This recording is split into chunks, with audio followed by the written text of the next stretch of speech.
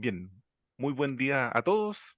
Muchas gracias por conectarse, como siempre, a la videoconferencia de epilepsia del Ministerio de Salud.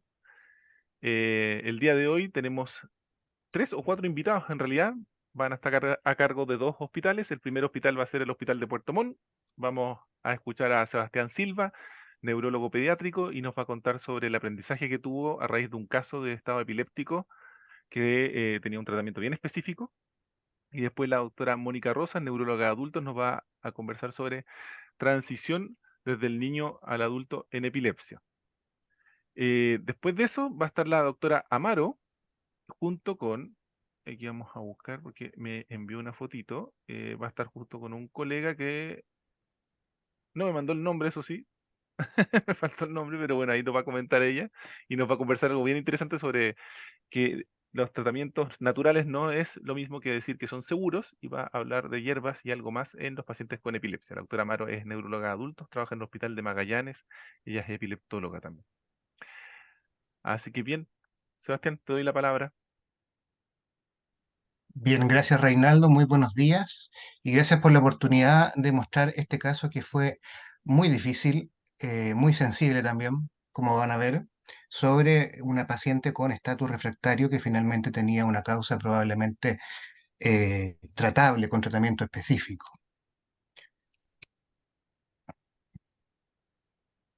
El programa es abordar el caso clínico y finalmente hablar de los aprendizajes y los análisis que podemos sacar de este caso clínico.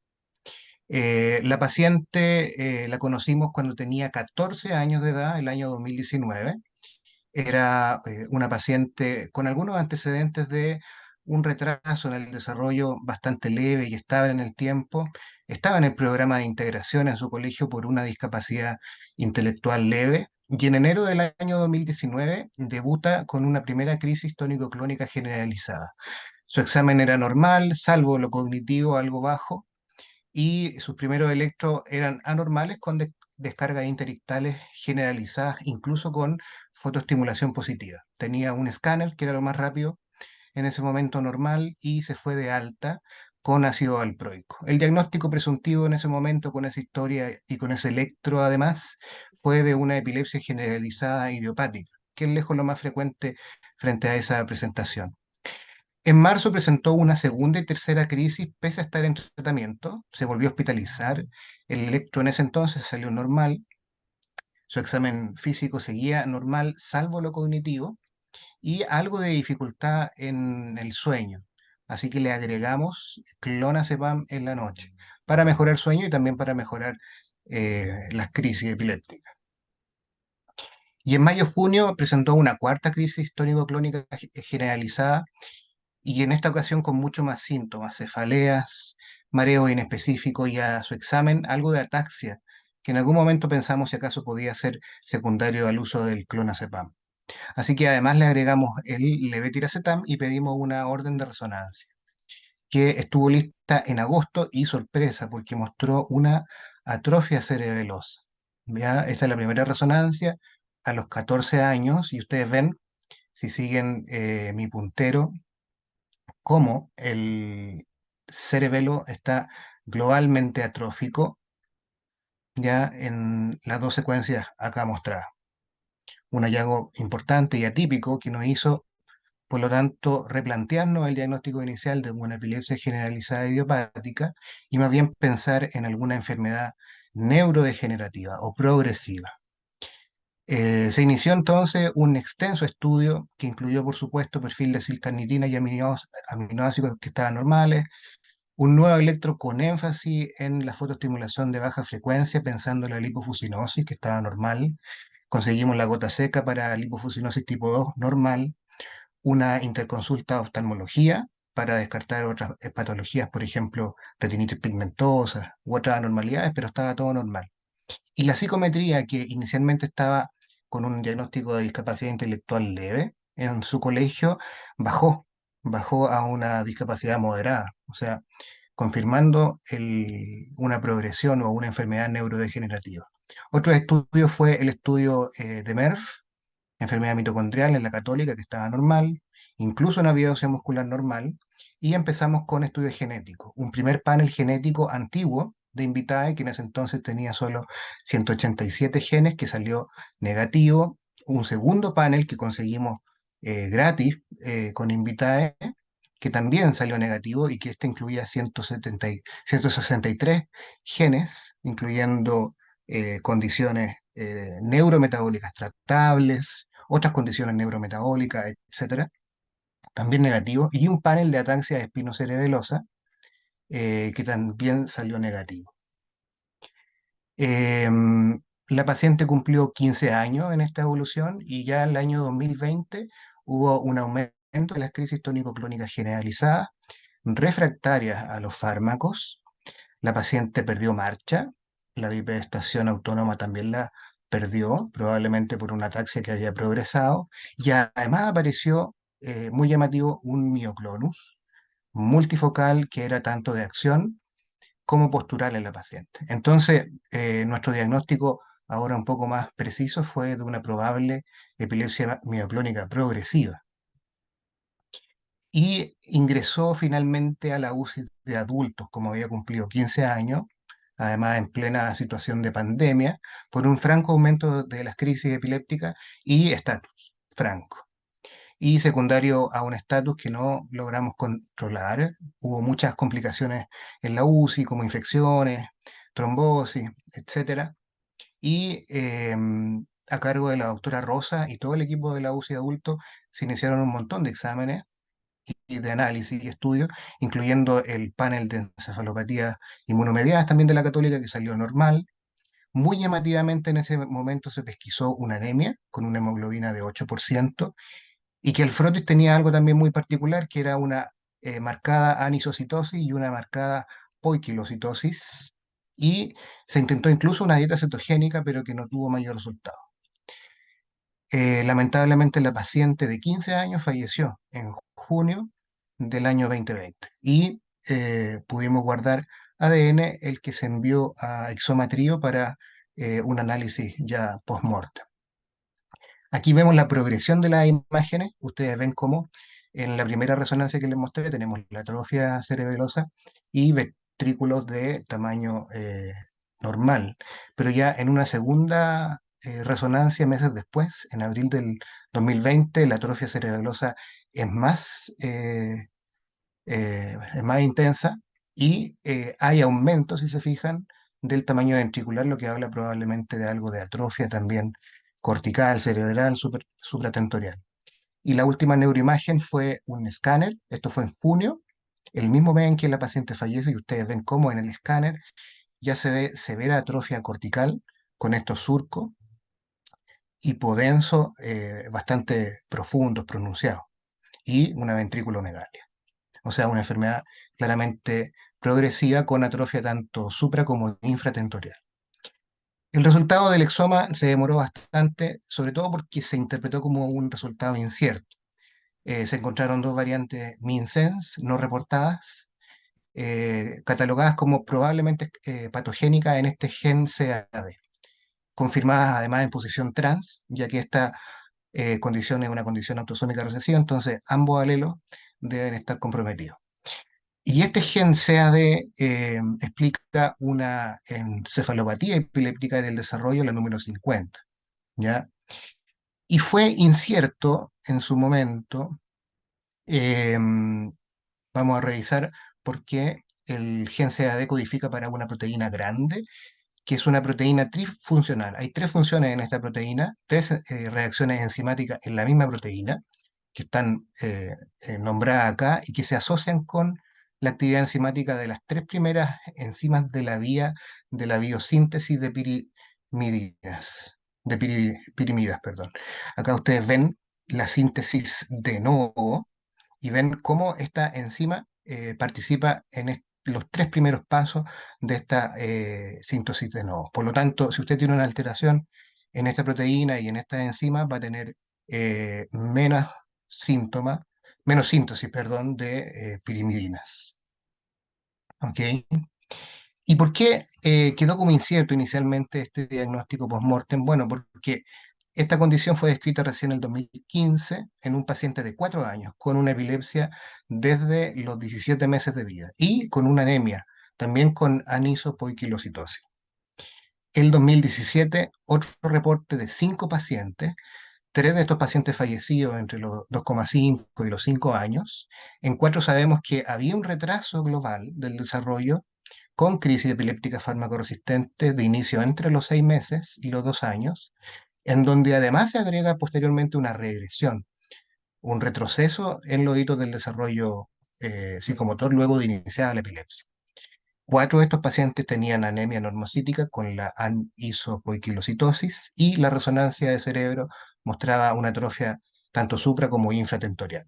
Y en 2 de los pacientes se hizo una suplementación con uridina con una buena respuesta.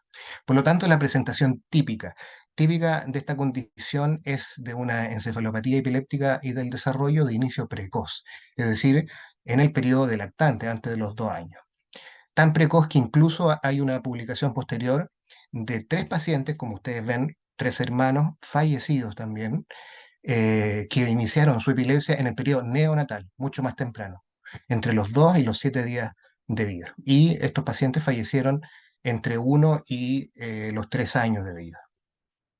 Y en este cuadro resumen sobre el inicio o debut de estas enfermedades metabólicas distintas. Tenemos en rojo acá que el déficit de CAD es de presentación temprana, incluyendo algunos casos de inicio neonatal, pero la gran mayoría alrededor del periodo de lactante.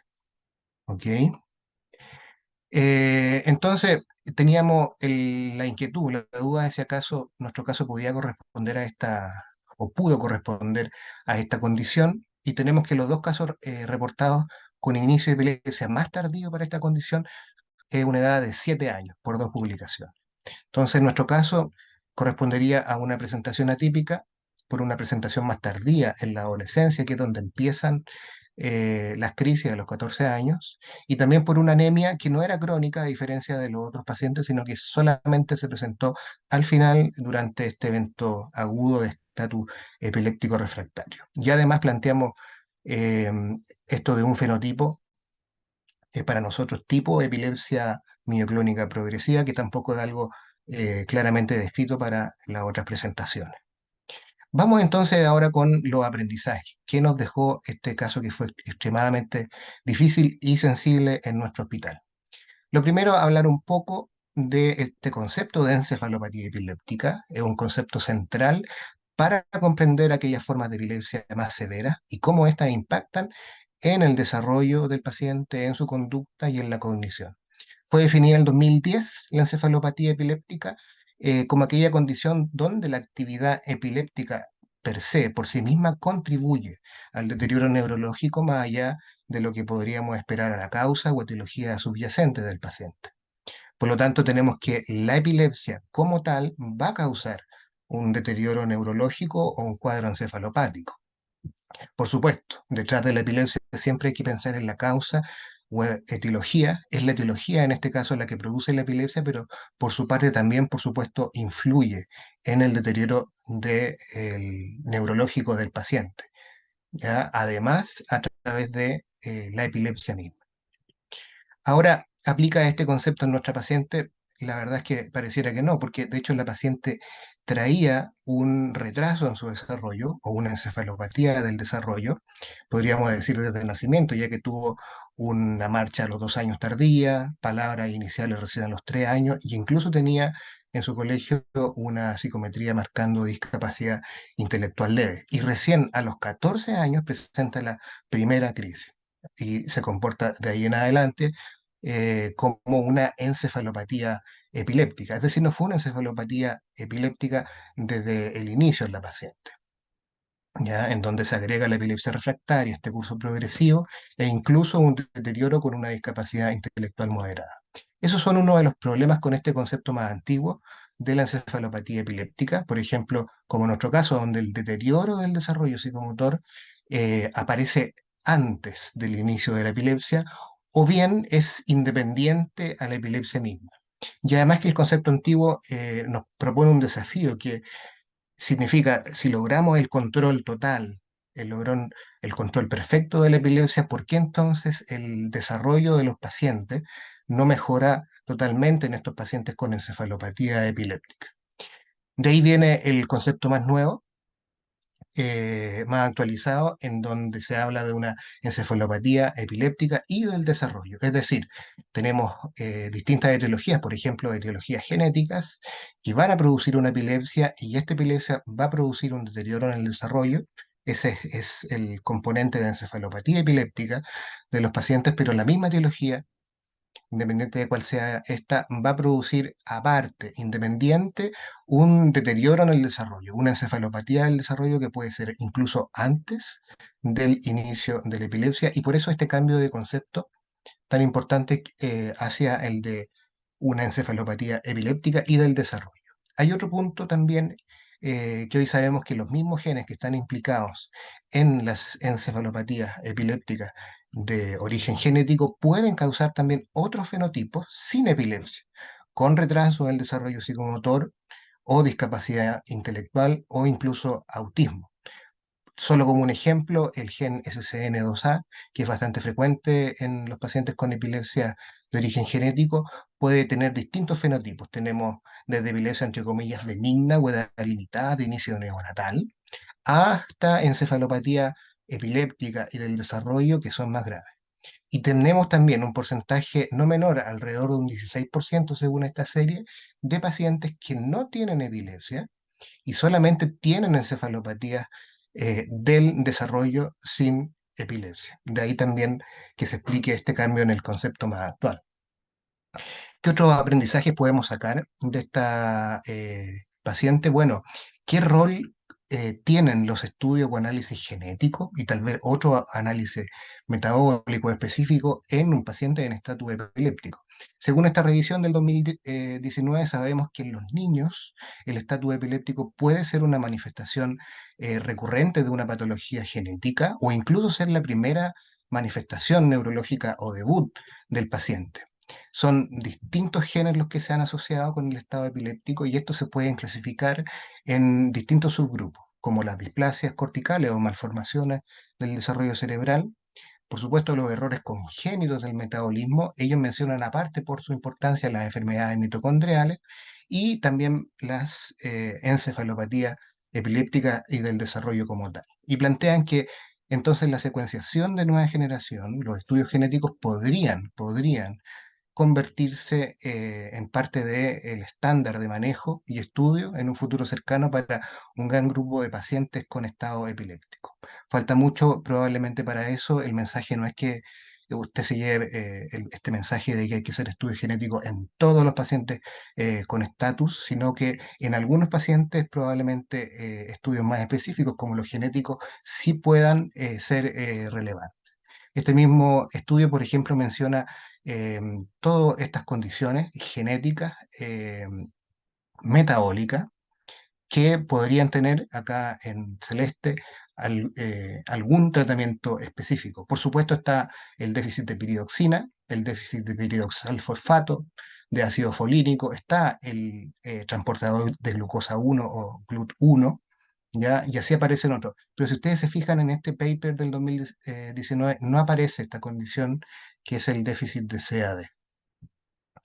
Y revisando otras recomendaciones o guías, vemos cómo algunos incluso recomiendan dentro de las primeras 24 horas en un paciente el estudio de otras condiciones metabólicas o de condiciones genéticas. ¿Ya? Entonces, si está disponible, pedir una consulta con genetista o incluso iniciar un screening genético con algunas condiciones más frecuentes, en este caso con enfermedades mitocondriales y una peroxisomal. ¿Ok? Y el objetivo de esto es poder ofrecer algún tratamiento específico a los pacientes que pudieran estar en un estatus refractario que no ha respondido a otros tratamientos, como se plantea en este otro artículo, en donde otras opciones para agregar, además de los fármacos antipilépticos habituales, digamos, podría estar la pirioxina, el pirioxal 5-fosfato, el ácido folínico y la biotina. Y solo por mencionar alguno, este es el reporte de un caso de un paciente adulto de 22 años en donde se hizo el diagnóstico de una epilepsia dependiente de la pirioxina. ¿Ok? Yo sé que la doctora Muñoz en Concepción también tiene el caso de dos hermanos con diagnóstico tardío, creo que alrededor de los 6 7 años, de un déficit de pirioxina. Por lo tanto, vale la pena plantearse en algunos pacientes un estudio genético. Y en el caso del déficit de CAD, una de las mismas publicaciones, que no son muchas sobre esta condición, recomiendan una prueba terapéutica con uridina. Ellos lo recomiendan en todos los pacientes con alguna discapacidad, miren, intelectual, epilepsia y anemia, y también en aquellos pacientes con estatus epiléptico, ¿ya? O en pacientes con crisis neonatal hasta comprobar lo contrario. Y esto se debe a que, ya que falla la síntesis de novo de la pirimidina, por este defecto en CAT que está acá en amarillo, usted puede aportar por la dieta la uridina. Y esto sería un tratamiento específico para la condición. Ahora hay que preguntarse cuál es la disponibilidad real de estas suplementaciones en nuestro país, cuáles serían los permisos, digamos, para poder traer estos suplementos a Chile y tratar de adelantarnos por si algún colega en el país ve a algún paciente similar con una presentación típica que puede ser en el periodo de lactante. Y a mí me parece que ni la uridina monofosfato, ni por ejemplo el piredoxal 5-fosfato están disponibles en Chile. Entonces, ¿por qué compartir este caso que fue tan difícil y además tan sensible? Bueno, para comunicar una presentación atípica de una condición relativamente reciente y que es una condición finalmente tratable. Hacer hincapié en la relevancia siempre de buscar una causa o etiología en los pacientes con discapacidad intelectual o con epilepsia o en estatus epiléptico si no tenemos otra causa. Destacar también la relevancia que pueden tener otros exámenes no neurológicos en la orientación diagnóstica, en la orientación de la causa, en este caso la presencia de anemia y la presencia de un frotis, también bien particular, pueden haber otros ejemplos, por ejemplo el amonio, el láctico, etcétera, y darnos el trabajo, podemos proponerlo para el grupo de trabajo del MinSal, ver la real disponibilidad de los tratamientos y suplementos para estas enfermedades que si bien son raras pueden presentarse y son muy demandantes. Bueno, muchas gracias. Esa es mi presentación. Si hay alguna duda o pregunta. Bien, Sebastián, muchas gracias. Está muy interesante el caso. ¿Preguntas de la audiencia? Si no, parto yo.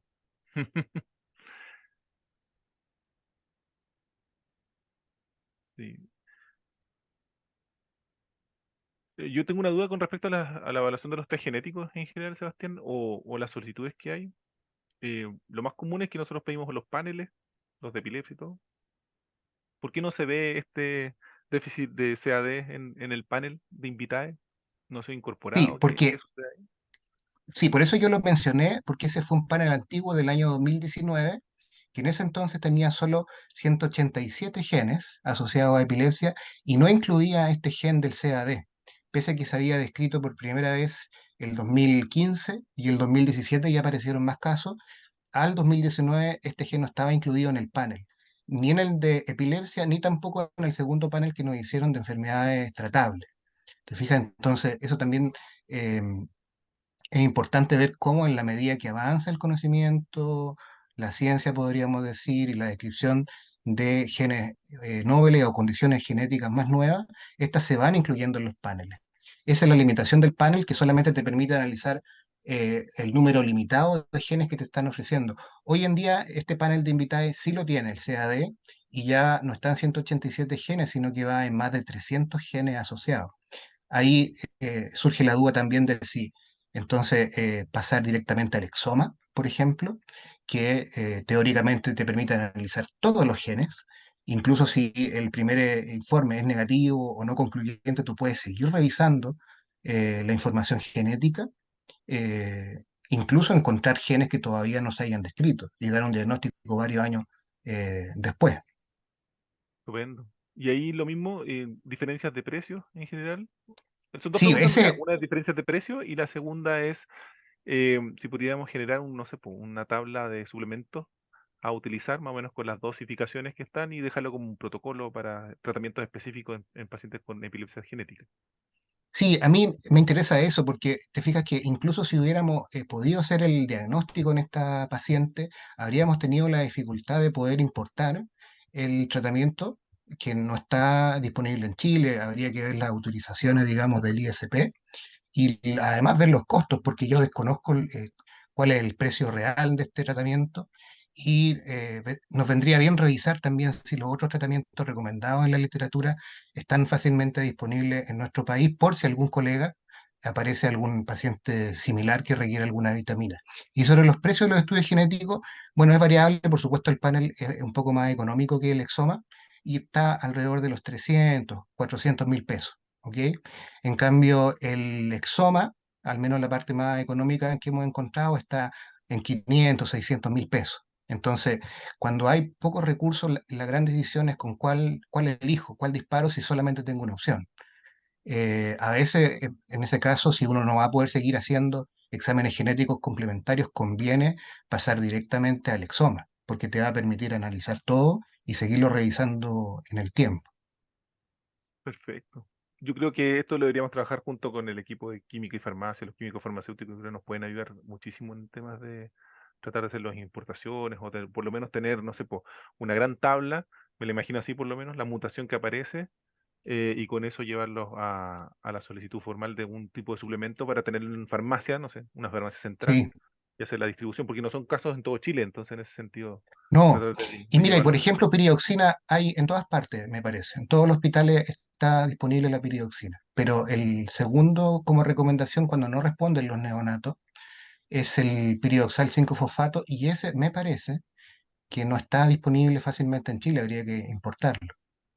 Lo que claro, pasa igual es que muchos de estos suplementos, como dice el nombre, son suplementos, no se venden como medicamentos. Por ejemplo, el piridoxal fosfato uno lo puede comprar como hasta por Mercado Libre, igual que la Q10, la L-carnitina, porque son de estos laboratorios como medio homeopáticos, por así decirlo, que los venden como presentación. El piridoxal fosfato por lo menos se puede comprar por Mercado Libre.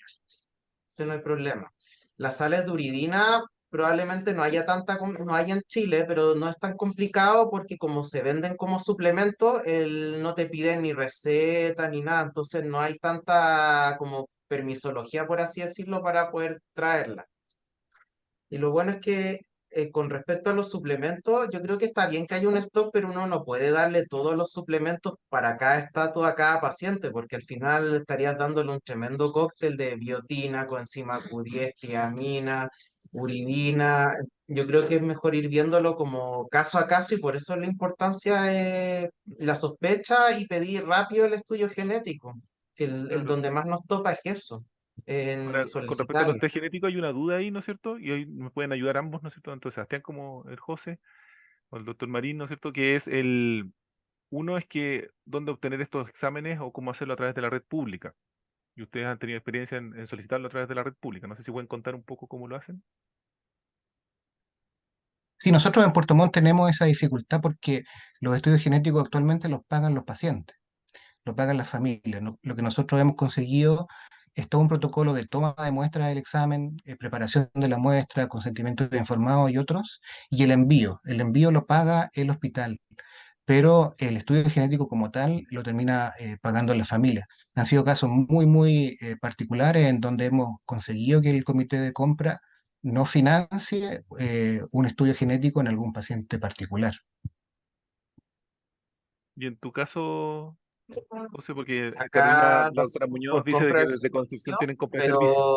pero nos han ido limitando como quién puede hacer el acceso. Entonces, antes como que el neurólogo podía hacer la interconsulta de compra de servicio, pero ahora todo tiene que pasar por genética. Entonces se produce un atochamiento muy grande y los genetistas tampoco están formados como para priorizar Ujú. también cuál es el test a solicitar, porque ellos lo ven a nivel más macro, pero imagínate si recién interconsultas para pedir test de todas las especialidades, se produce el tremendo atoche. Sí, yo creo que ahí va a haber que elegir dentro de cada uno de los hospitales, ¿no es cierto? Un grupo de profesionales que esté capacitado para hacer una buena solicitud. Primera cosa, ¿no? Y como menciona Catherine Moreno desde la liga, ¿no es cierto? Está la posibilidad de importar. varios productos a través de la liga como opción uno, ¿no es cierto? Y sería re interesante tenerlos como visualizados los tipos de test genéticos que uno puede realizar, ¿no es cierto? O estar al día más o menos en cuáles se han ido incorporando en los distintos paneles. Bien, solo por honor al tiempo, no porque no queramos discutir más el caso, Sebastián, pero está Sí, buenísimo. Yo creo que cada vez vamos a encontrar más casos así. Muchas veces estos quedan en el silencio. No sé si ustedes sí, recuerdan de de algo. hecho lo estamos publicando con la doctora Rosa, así que cuando esté lista el reporte se lo mandamos. Excelente, súper, súper bien. Bien, ya que invocaste a la doctora Rosas, por favor, la doctora Mónica Hola, Rosas, hola. neuróloga de adultos, especialista en Sí, epilepsia también del Hospital de Puerto Montt, nos va a conversar un poquito ajá. sobre transición. Sí, hola, hola a todos. Bueno, buenos días. Estamos acá, ¿cierto? Con el equipo, que estamos con la enfermera Fernanda y con Bárbara Sosa, que son parte del equipo de epilepsia. Y vamos a compartir la presentación. De todas maneras, siempre felicitar a Sebastián, que él insistentemente por nuestros pacientes, ¿cierto? Eh, insiste justamente en tratar de alcanzar lo- el diagnóstico, ya que eso a veces nos cuesta mucho a todos en estas condiciones. Y quise traer un tema que convocara también a la atención primaria, ¿cierto? Incluso, bueno, también secundaria, que es el tema de transición en epilepsia, que es un tema bastante complejo porque requiere mucha coordinación y si bien es cierto, quizá en este caso como que queda un poco no tan claro por qué tendría relación, es porque justamente la paciente cuando debuta con respecto al tema de la epilepsia, es cuando tiene 14 años, el año 2019, todas las atenciones son de pediatría, acá las coloqué en estrellitas, y a los 15 años en forma brusca, cuando acude al servicio de urgencia por crisis epiléptica, cuando cumple 15 años exactos, pasa desde el servicio de niños a adultos y se hospitaliza en adultos. Y de ahí en adelante, todas sus hospitalizaciones fueron adultos y bueno, contamos siempre con la asistencia de Sebastián, que nos acompañó en todo este proceso y en forma conjunta abordamos todos los temas con la familia, que fue una cosa bastante dramática y compleja, ¿ya? Sí que, y también reconocer que para la familia, lamentablemente fue en el tiempo de la pandemia, fue sumamente complejo porque los ingresos al hospital, todo ese tema fue muy más dramático aún, ¿cierto? Y el hecho de haber, eh, al final, pasaron muchos meses, ¿cierto? El tener un diagnóstico específico creo que trajo algo de tranquilidad a esa familia. Y creo que eso también tiene un tremendo valor, aunque haya sido mucho tiempo después, y no quite la pena de esta pérdida tan terrible. Bueno, con respecto a los programas de transición, yo creo que hay mucha literatura, ya está ampliamente recomendado, quizás no hay suficientemente evidencia, pero quizá un tema muy importante está pobremente implementada. Ya las barreras, que estos son de las recomendaciones del año 2017 de la rama de adolescencia de la Sociedad Chilena de Pediatría, plantea algunas de las barreras importantes a tener en consideración son la resistencia a la transferencia de los servicios adultos por parte tanto de los pacientes como también de los equipos pediátricos. Y la dificultad en la coordinación entre el equipo pediátrico y adulto durante la transferencia. Y eso creo que para nosotros es fundamental. Lamentablemente la falta de tiempo ya y permite o no permite ser una adecuada planificación y esta transición es bastante compleja en todos nuestros pacientes. Y también la dificultad, esto de que el paciente no sea adecuadamente eh, transferido, por decirlo cierto, a los equipos de adultos, hace que finalmente muchos de estos pacientes también no desarrollen la autonomía que se esperaría para un adolescente en el tema del manejo de su patología. Incluso en el año 2020 se publicó las actualizaciones de las guías clínicas de epilepsia en el adulto y en ese tiempo se habla que es altamente, cierto, o no altamente, pero porque no tenemos evidencia suficiente, pero cierto, es recomendable el poder entregar servicios transicionales, ya, aunque la evidencia sigue siendo muy baja por la cantidad de evidencia disponible, cierto, en los distintos lugares. Ahora, quizá la primera pregunta, yo no sé si podemos tener alguna posibilidad de interactuar si nosotros, los que tenemos actualmente, los que estamos, ¿cierto?, en la conferencia, tenemos equipos de trabajo justamente en policlínicos de transición. No sé si podemos, quizá a través del chat, nombrar si es que tenemos actualmente algunos equipos de trabajo en transición. No sé si como pregunta se lo dejamos ahora o lo respondemos al final. ¿Qué opinas, Reinaldo? Yo ya estoy anotando en el chat que sí, pero yo creo ¿Ya? que podrían ir colocando en el chat si conocen algún policlínico de transición ¿Ya? dentro del Y país o si lo han utilizado también, ¿no es cierto? claro, eso yo creo que quizás sería, esa sería la pregunta, y por último al final lo tratamos de ir contestando esta respuesta, ¿cierto? Súper. Y Tenemos más bueno, no que sí. ah, más no que Tenemos sí, pero más no que sí. sí, me imagino, sí. Aquí no me sale en el chat, pero me imagino. Y bueno, los programas de transición de epilepsia, claro, no son simplemente un proceso administrativo, sino que efectivamente es o sea, no es, perdón, es un proceso administrativo y no es un sinónimo de transferencia, es todo un proceso, ¿ya? Y que está encaminado a la enseñanza de la independencia, la autogestión del control y seguimiento sanitario, principalmente el concepto de autonomía del paciente. Recordar que en el caso de epilepsia, un 30-40% de los niños persistirán con crisis hasta la vida adulta, que es un número importante y ese es el motivo de la presentación hoy día.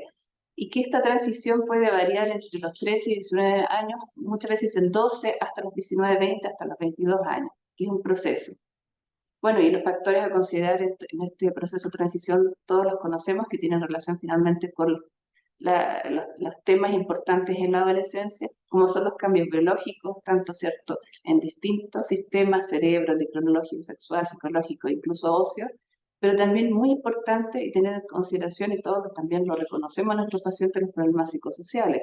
Se sabe que los adultos con antecedentes de epilepsia de inicio de la niñez tienen mayor riesgo de aislamiento social, problemas de conducta y psiquiátricos, menor nivel académico, mayor riesgo de embarazo en la adolescencia y mayor dependencia económica, ya que es muy importante.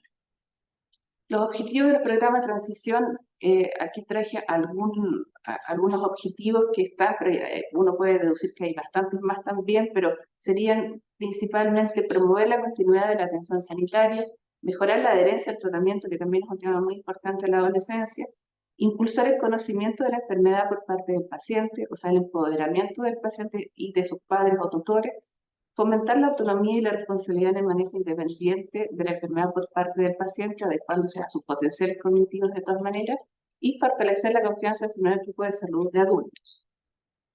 Hay distintos modelos de transición, algunos en los cuales el servicio pediátrico alcanza el cuidado, ¿cierto?, hasta los 18 y hacen acá un variable, ¿cierto?, un quiebre hacia los servicios de adultos, y el modelo de transición que se esperaría que hubiera un intercambio de información antes, ¿cierto?, y un transitar justamente hacia los equipos de adultos en forma más paulatina. Acá traje, esta es una recomendación del equipo de Canadá, ya que es del año 2017, donde justamente acá están las edades del paciente y los distintos objetivos que se deberían ir introduciendo en justamente las distintas etapas de transición. Comenzando a los 12 años, la recomendación de este grupo es que el equipo, en este caso pediátrico, introduzca el concepto de transición en los pacientes, tanto los pacientes como en su familia. Que además es muy importante durante todo este proceso también, y ahí cobra relevancia el equipo de trabajo social, es que haya espérenme un poquito por el puntero, que haya también una evaluación social con todos los elementos administrativos, legales que pudieran aportar al desarrollo del paciente. También en todas las etapas, determinar etapa de preparación que tiene el paciente, especialmente en los últimos años de transición. Ya, buscar los factores que pudieran incidir negativamente en la transición. Repensar el diagnóstico y también hacer las investigaciones apropiadas. Muchas veces hay que replantearse el diagnóstico, especialmente cuando ya se va acercando el periodo de transición o de transferencia ya al paciente definitivamente. Y buscar siempre los obstáculos con respecto a los temas que pudieran influir sobre la farmacoresistencia. Y finalmente, en la última etapa, ¿cierto?, ya acercándose a los 18 años, preparar ya un paquete de transferencia que incluye ya cuestionarios de preparación del paciente, las evaluaciones psicosociales, la historia completa de la epilepsia, los planes de emergencia con respecto a las crisis, los objetivos finales del tratamiento, hacer una carta de referencia del equipo pediátrico al adulto y tener claro también todos los aspectos legales, administrativos de este paciente. Y eso conlleva, ¿cierto?, a la necesidad de un equipo multidisciplinario. Cabe destacar que muchos de estos, los equipos que han implementado policlínicos de transición, ahí la enfermera cobra especial relevancia. Esta es la sugerencia por parte de la rama de adolescencia de la Sociedad Chilena de Pediatría del año 2017, donde también establece desde los 12 años y paulatinamente introduciendo los temas de transición, iniciando un plan en forma paulatina, ¿cierto? Hasta los 18, 19 años, transferir el paciente al equipo de adultos. Cabe mencionar que existe también, o sea, acá en la parte hospitalaria, no sé si eso se comparte en el resto del país, existe cierta rigidez que el paciente alcanza a los 15 años y debe ser de inmediato de adultos. Y eso nos pasó un poco con nuestra paciente, que en forma brusca tuvo que ser transferida al equipo de adultos. Entonces, y eso tengo entendido que existe una circular en la cual se plantea que eso debería ser algo más laxo, no tan así absoluto. Ahora, hay factores que uno podría identificar para una transición no exitosa, como por ejemplo, en el caso, en general las distintas guías hacen diferencia entre los distintos grupos de pacientes que tenemos. Hace la diferencia entre los pacientes que tienen un CI normal, son temáticas distintas que uno debería abordar, como la falta de herencia de terapia, el riesgo de embarazo no planificado, la inquietud con respecto a la conducción vehicular, la comorbilidad psiquiátrica, que es importante también, muy importante en este grupo. Y por otra parte, que los pacientes con discapacidad intelectual traen otras problemáticas que muchas veces a los adultos les complica bastante manejar. Y entre ellas, este es un artículo del año 2015 que publican justamente este tema, la transición de pacientes con discapacidad intelectual y otros trastornos del desarrollo, en los cuales los trastornos cognitivos, asociados a los trastornos psiquiátricos, ¿cierto? Y muchas veces también al estrés familiar que esto conlleva, hace que tenga una dificultad distinta.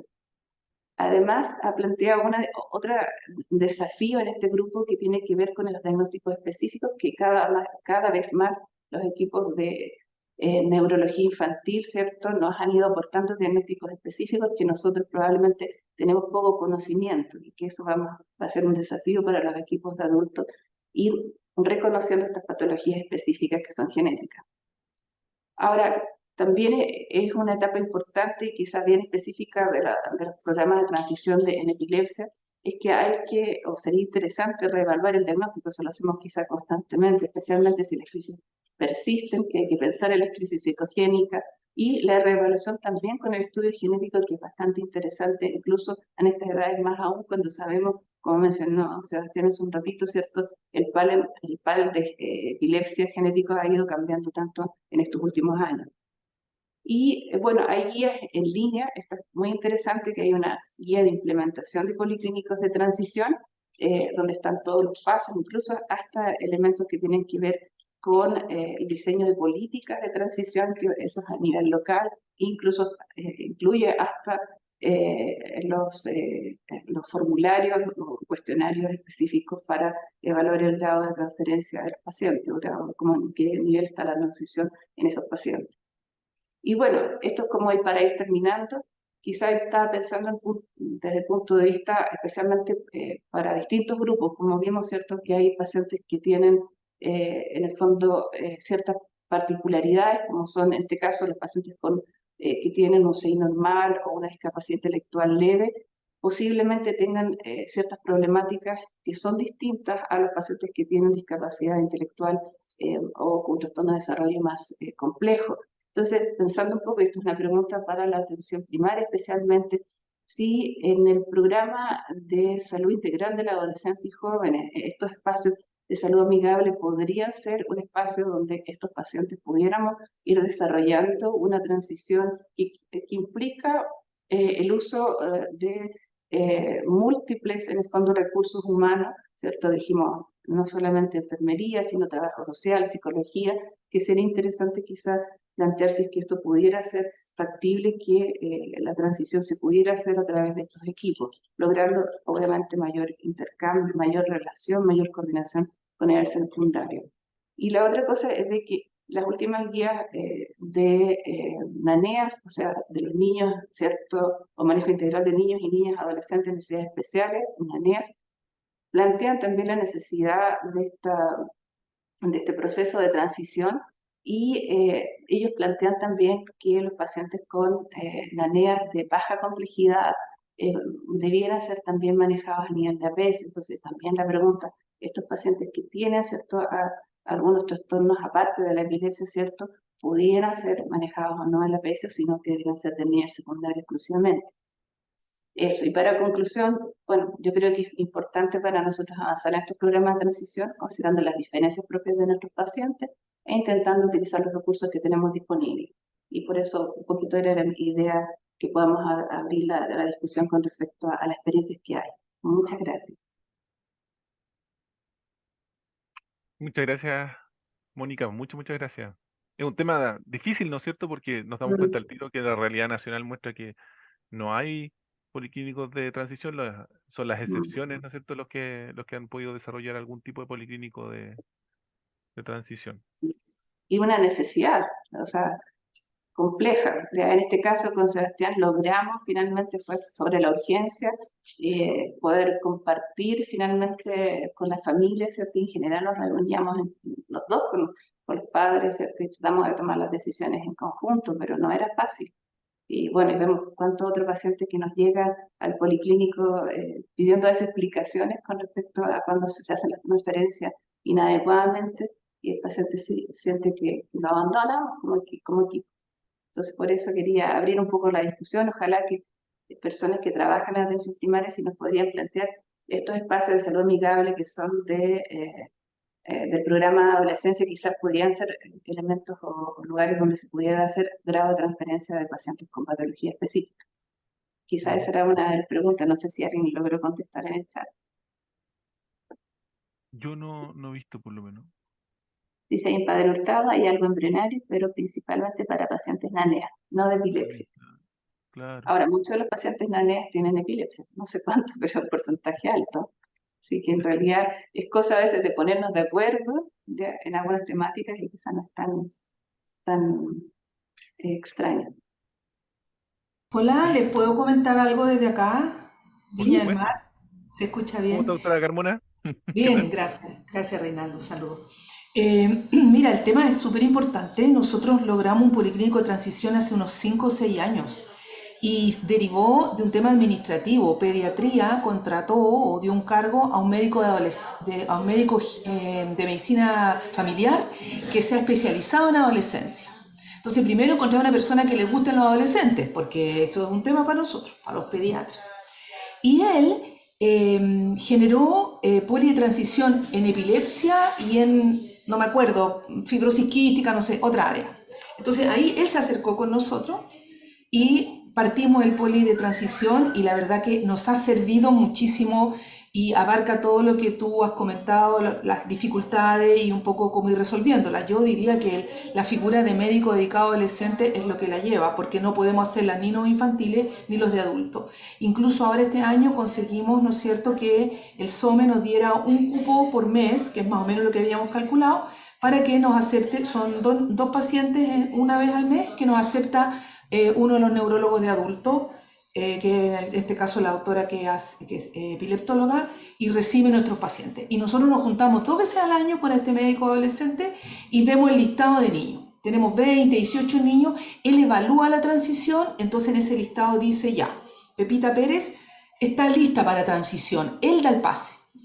Analizó, qué sé yo, área intelectual, autonomía, todo lo que estabas comentando, y no sé si le dará un puntaje o no le dará un puntaje, es un tema que él maneja, y me dice, ya Orieta, este paciente está para ser transicionado. Ahí él genera la interconsulta y en el SOME ya saben y le asignan una hora Yo le digo, mira, lo vi recién, y le dan una hora, 2, 3 meses después. Y lo que yo hago también es que yo los veo una vez después que ya los vio el médico de adulto. Porque pasa de que llegan adultos y no les gusta. Y ponte tú que el chico, la chica quedan volando, la mamá no sabe, entonces les doy una hora, entonces ahí me despido de ellos, porque esa despedida yo he visualizado con los años que es para ellos un duelo. O sea, la mamá está atacada cuando nosotros le decimos, mire, el niño tiene 15, tiene 16, tiene 18, tiene 22, señora, se tiene que ir el niño. Entonces, no, no quiero, no, que me quedo con usted, doctora. Bueno, entonces lo vamos trabajando con el médico de adolescente y que lo trabaja con la familia. Nos ha resultado muy bien. Yo ahí después vengo, me despido, como les digo, les comento cuando el paciente ya tuvo su primera control con el neuroadulto. Y bueno, y tenemos otro grupo de niños que no son transicionables, que está este grupo NANEAS, porque no tenemos, yo no sé si igual pueden contestar por el chat o qué experiencia tienen ustedes allá en Puerto Montt, en términos de que si el NANEAS pueden pasarlo a neuroadulto. Nosotros no tenemos esa figura acá. O sea, tenemos algo que yo les puedo cooperar con esta, hemos presentado, o sea, Pablo Araya ha presentado nuestra experiencia en NANEA hasta un poco antes de la pandemia en congresos de pediatría y de adolescentes, y podemos hacer una presentación acá y comentarles, ¿no es cierto?, más adelante. Pero en términos del equivalente en NANEA, ahí estamos en foja cero. Eso. Fue Muchas súper buena gracias. experiencia, muy bonita experiencia, yo creo que para tomar ahí notas, de todas maneras. Claro, tal vez aprovechar que en el grupo asesor del ministerio tenemos tanto del área de neuropediatría, también de adultos, ¿no es cierto? Invitar a alguien especialista en la parte de adolescencia y tratar de generar un cuadro, no sé, por ejemplo, igual como lo hicimos con los boletines para poder hacer educación en epilepsia, generar un cuadro de transición, cuál es la información más relevante, la que tú mostrabas un poquito, y hacerlo más sencillo y programarlo así, como dice la doctora Carmona, un poco una ida al adulto y una de vuelta a pediatría, ¿no es cierto?, a neuropediatría, como para poder hacer la despedida final y después ya dejar encaminados al tema adulto. Sí, súper bonita experiencia. Mm. Bien, eh, tenemos que continuar, ¿no es cierto? Ahora estamos justo a la mitad del horario, así que agradecemos al Hospital de Puerto Montt. Muchas gracias a ustedes por la oportunidad. No, como siempre, un placer escucharlo, así que muy, muy bien. Continuamos entonces nuestra segunda parte. Le corresponde al Hospital de Magallanes, Hospital Clínico de Magallanes. Va a presentar tanto la doctora Paola Amaro como el doctor Víctor Cid. Ahí me actualizaron con el nombre del doctor. Así que van a conversar un poquito, ¿no es cierto?, sobre el uso de tratamientos que son naturales, que no es lo mismo que decir que son seguros, y también de hierbas y algo más para el tratamiento de epilepsia. No sé si estará por ahí, doctora Amaro.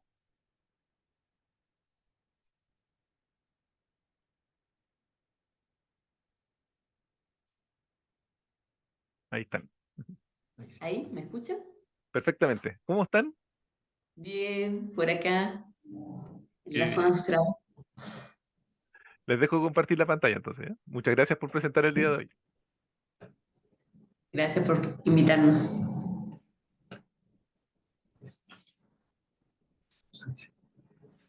¿Ahí se ve?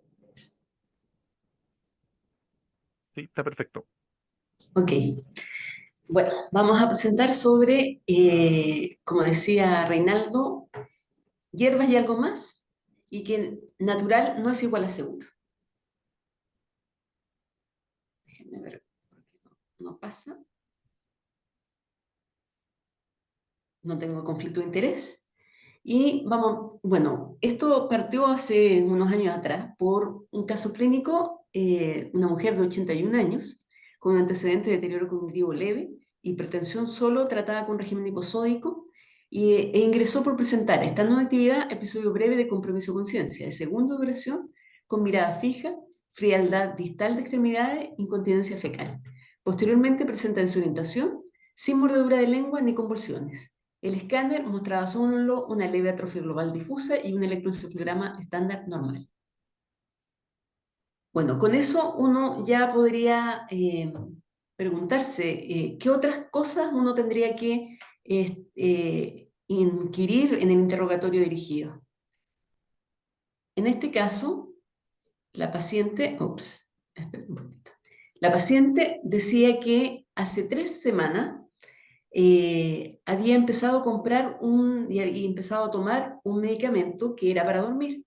Se le pidió específicamente que lo trajera, lo había comprado en una farmacia naturista, y se observó que era chancapiedra, no sé si alguno lo ubica, que tomaba 2 en la noche y coincidía con la información de la hija que aumentó la diuresis y tenía cifras tensionales bajas. Durante la evolución hospitalaria no repite episodios, la presión al principio estaba más bajita, después siguió con normalización progresiva, se evaluó por cardiología, no tenía signos de isquemia, y ahí muestro uno de los estudios que dice que la chancapiedra o la hierba de San Pablo se usa para el tratamiento de la litiasis renal, pero no está determinado su efectividad, y sí se ha visto que aumenta la diuresis y también aumenta la eliminación de potasio. En este caso, el diagnóstico final fue que tuvo un síncope, un compromiso de conciencia transitorio, probablemente un síncope por hipotensión. Entonces, si uno no pregunta dirigidamente al paciente si es que está tomando otra cosa, cuando uno pregunta por medicamentos, los pacientes nombran los medicamentos, pero no necesariamente nombran los tecitos, las hierbas, y esto ha ido en aumento progresivamente. Ahí sí. Bueno, un poco para, como la audiencia implica personas que están dentro de la parte sanitaria en general, no solamente médicos, vamos a hablar un poquitito de la búsqueda, cómo se hace la búsqueda de un medicamento. Es un proceso largo. Uno primero identifica el componente, que puede ser, pasar varios años para eso, estudios preclínicos, que ya sean son in vitro o en vivo, después un desarrollo clínico, que son distintas fases, y después ya el lanzamiento del fármaco. El desarrollo preclínico, antes de aprobar un fármaco, debemos hacer un estudio bien completo donde se ven los estudios de estabilidad y toxicidad para que justamente el medicamento no cause daño. Después ya en el desarrollo clínico tenemos voluntarios sanos en la fase 1. En la fase 2 tenemos ya los pacientes que vemos si es que uno le dan el fármaco, otro el placebo, y se ve la eficacia y los efectos secundarios. Y en la fase 3 ya vemos los efectos a largo plazo y ya son más cantidad de pacientes. Entonces también, en las distintas fases, en una parte específica, hacemos estudio doble ciego, donde el investigador no sabe cuál es el grupo que está recibiendo la terapia, y así hace más válidos los resultados. Y ya una vez que ya se superaron las 3 fases clínicas, llega al mercado, pero el estudio del fármaco todavía continúa, esa es la fase 4, porque se ha visto que medicamentos que ya han salido al mercado pueden empezar a tener complicaciones, y eso se sigue reportando e incluso se puede retirar del mercado si es así. Entonces tenemos fármacos que son derivados de productos naturales, que se tiene que analizar el componente, se hacen los estudios clínicos, generalmente en ratones. Después, en el caso de fármacos para la epilepsia, se hace una validación de la actividad anticrisis, después ensayos en pacientes con epilepsia, y finalmente ya se aprueban por la FDA los medicamentos anticrisis. Pero ¿qué pasa con las hierbas? Las hierbas hace ya de épocas milenarias se han ocupado tanto por sus propiedades culinarias como medicinales. Y además tenemos muchas que han mostrado tener efecto y que se usan como fármacos, como la efedrina, como la dioxina, la digitoxina, que salieron de la planta digitalis, la salicilina, que ahí muestran la foto, cómo salió de la corteza del sauce, la reserpina y otros fármacos antineoplásicos también. Ahora, con el desarrollo de los medicamentos patentados a principios del siglo XX, ha ido perdiendo terreno del punto de vista de cómo ha ido desarrollándose, pero vamos a ver que no hace su uso. Existen escasos datos científicos sobre la medicina a base de hierba utilizada en los Estados Unidos. Entonces, para cuando empezamos a buscar los datos, tenemos que buscarlo tanto por la tradición y no necesariamente por la investigación científica existente. Hay mucho también dato en páginas web que son no algunas apoyadas por datos científicos.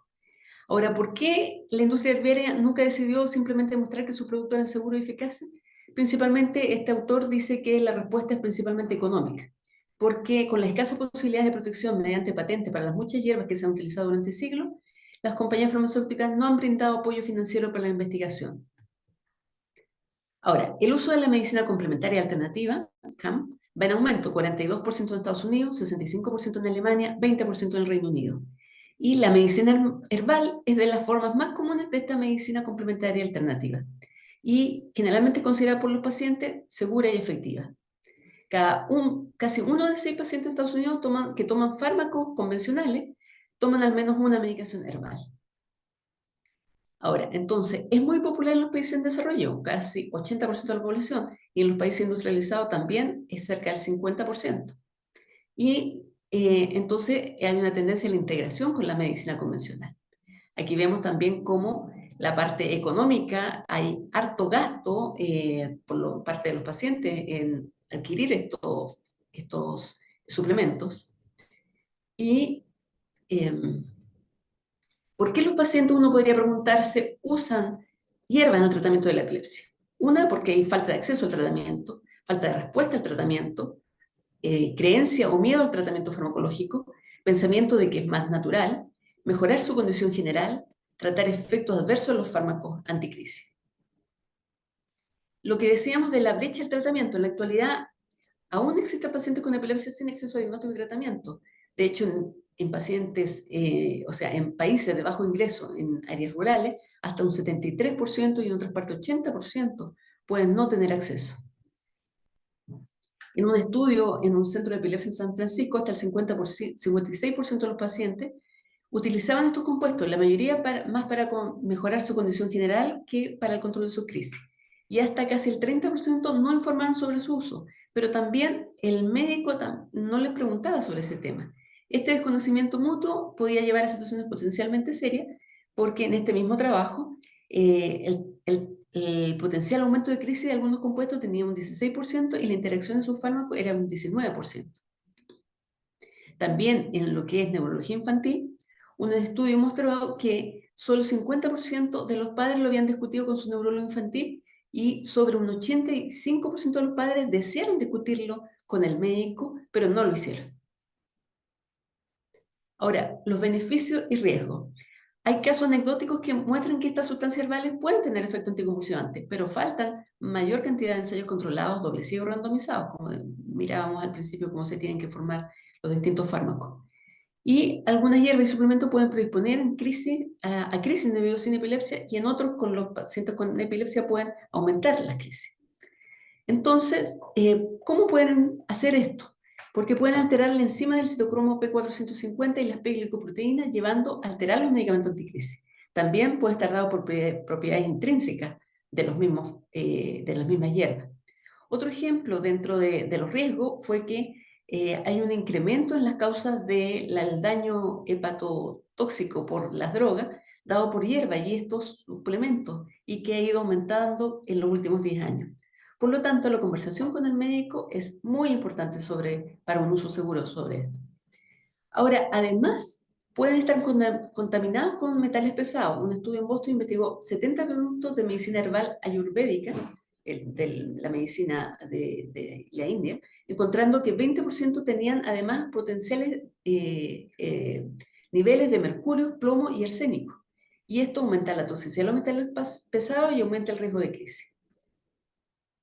Además, se encontró que las hierbas usadas por los pacientes tenían propiedades de inhibición del citocromo P450 y eso hacía que también afectara los anticonvulsivantes. Y 7 productos contenían ingredientes con el potencial de inducir crisis, tales como ginkgo biloba, ginseng y otros.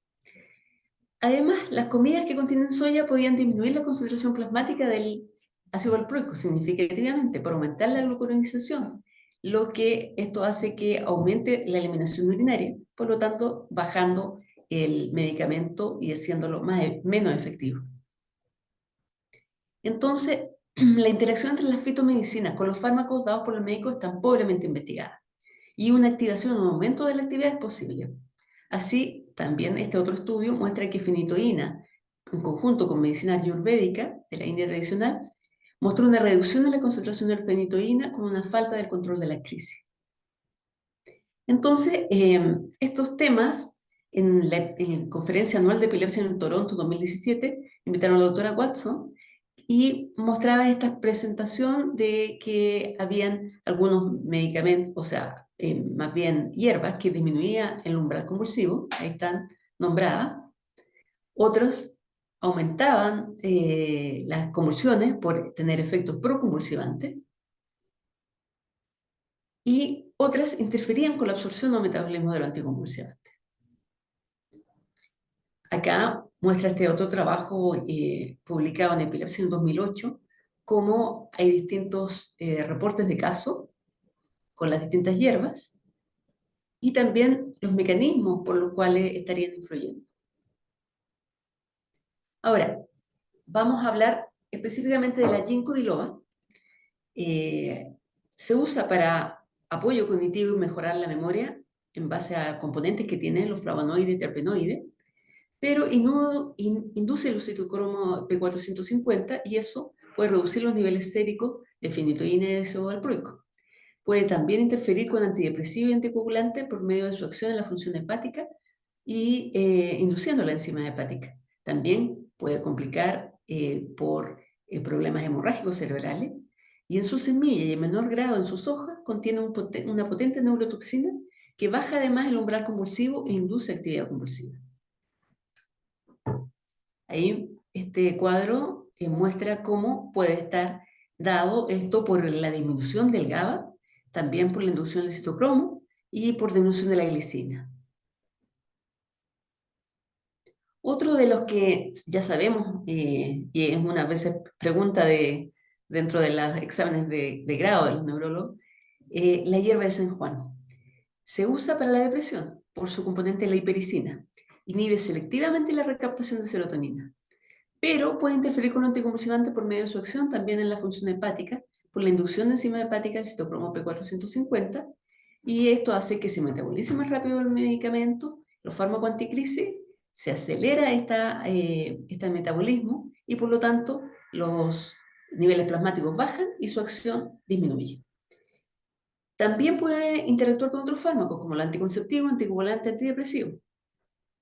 Y como decíamos, también puede causar complicaciones hemorrágicas como el ginkgo biloba y además causar fotosensibilidad y riesgo de síndrome serotoninérgico. Las frutas, hay algunas que también inhiben el citocromo P450, que pueden estar dados tanto en el intestino como en el hígado, y entonces el fármaco estará más activo. Aquí está el pomelo, la granada y otras, la lima, y otros no tan conocidos en nuestra área, porque uno es de la India y otro es más bien de la parte Asia, y entonces vemos cómo esta enzima bloqueada va a hacer que el fármaco esté más activo y pueden llegar a efectos tóxicos del medicamento. El ajo se usa como suplemento y principalmente para su uso culinario. Ha sido usado para hipertensión, diabetes, por su componente de alicina, que tiene componentes, propiedades antitrombóticas. Pero algunos estudios muestran que puede disminuir la efectividad y los niveles plasmáticos de ácido valproico y carbamazepina por inducción enzimática en su metabolismo. Puede causar también complicaciones hemorrágicas. Pero otros estudios muestran un efecto protector. Como estamos en la Patagonia, también quise incluir la hierba mate. En algunos estudios mostró que redujo significativamente la frecuencia de crisis cuando se comparó con el grupo control. También disminuyó el tiempo total de la crisis tónico-clónica, mostrando una disminución en la intensidad de la crisis, aunque ese efecto no fue estadísticamente significativo. Algunos polifenoles son capaces de unirse a los sitios inhibitorios del GABA, incrementando la actividad GABAérgica, y eso mostraría un efecto anticonvulsionante en modelos animales de epilepsia. Sin embargo, como contiene cafeína también, podría interferir en el sueño y aumentar la posibilidad de crisis. Por lo tanto, como vemos, así como otras hierbas, tienen cosas buenas y otras cosas que no son tan buenas. Hagamos un resumen entonces de los riesgos. Son considerados como suplementos dietéticos. ¿Eso qué significa? Que en el año 1994 fueron retirados de la supervisión de la FDA en Estados Unidos. Si bien existe un documento de buenas prácticas en su fabricación en el 2007, pero eso igual no ha sido lo suficiente. Esto hace menos riguroso su análisis, funcionan más bien en la función corporal general, más que para una enfermedad específica. Puede tener otros componentes o estar contaminado con metales tóxicos o alterados. La potencia o calidad de cada tableta puede tener variación. No es lo mismo la cantidad de hierba que hay en un fármaco que en el otro. Tampoco se pueden medir los niveles plasmáticos. No existe una empresa o sistema que verifique lo que contiene cada frasco. O sea, tenemos que estar como pensando que están actuando de buena fe las empresas y que dicen que lo que tiene es lo que realmente hay. Puede tener además efectos adversos como reacciones alérgicas, interacciones medicamentosas u otros. Ahora, no todo es malo. Vamos a hablar también de la aromaterapia. Se cree que algunos aceites esenciales pueden gatillar crisis y no están recomendados en pacientes con epilepsia. El romero, el hinojo, la salvia, eucalipto y sopo. Pero algunos son conocidos por su efecto calmante y relajante. Esto podría ayudar a reducir la crisis. El jazmín, la camomilla, la lavanda. Ahora, ahí hay un punto específico que vamos a hablarlo después. En una investigación de la Universidad de Birmingham, mostró que se le puso un grupo control, pero también se usó hipnosis en estos grupos, y se les hacía masaje junto con el que sintieran durante ese tiempo el olor con estas aromaterapias y que pensaran y que evocaran una situación agradable. Esto después de varias sesiones, mostró que podía activar el sistema límbico y evitar las convulsiones de algunas personas.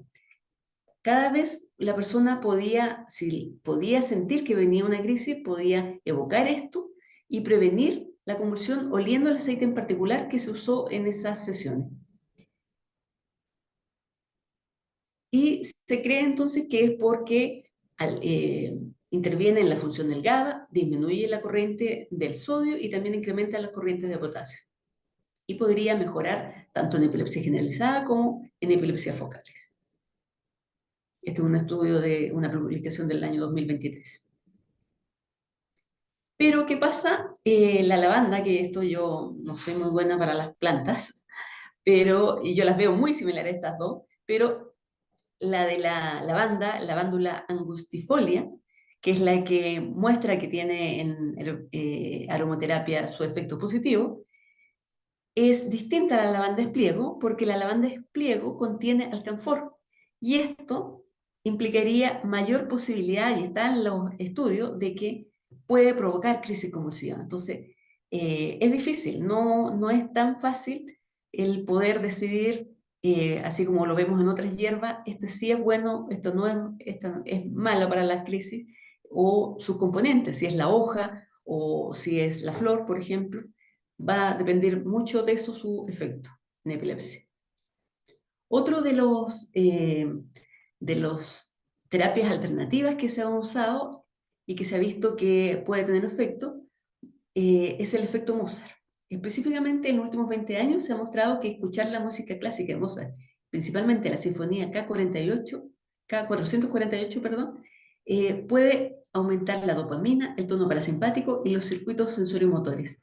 Y esto se veía que podía reducir la descarga epileptiforme y la recurrencia de crisis en niños con crisis no provocadas de etiología desconocida. Y los beneficios a largo plazo, mayores a 6 meses, se mantenían. Eso, con varios estudios se han visto esos beneficios. Pero como la costumbre, también terminan diciendo que son necesarios mayores estudios. En resumen, natural no significa o no es lo mismo que seguro. Las preparaciones de hierba pueden contener muchos ingredientes. Su análisis no es tan regulado. Puede empeorar las crisis por distintas vías, disminuyendo el umbral convulsivo, por interactuar con los medicamentos, por inducción enzimática. Faltan estudios para asegurar su uso y yo creo que esto es fundamental. Hay que preguntarle al paciente qué está tomando, dirigidamente sobre hierba u otros medicamentos.